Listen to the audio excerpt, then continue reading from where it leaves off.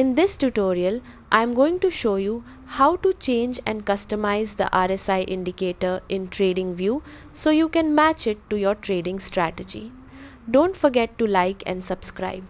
First, open TradingView and go to your chart screen.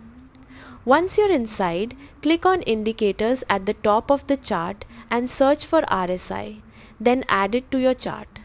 Now you'll see the RSI appeared below your chart. To change its settings, click on the gear icon next to the RSI name. This will open the settings panel where you can adjust things like the RSI length, the source, and the overall style. You can also change colors and line thickness to make it easier to read.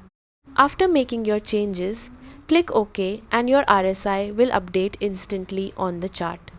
That's it. Now you know how to change RSI settings in TradingView. Subscribe for more quick tutorials.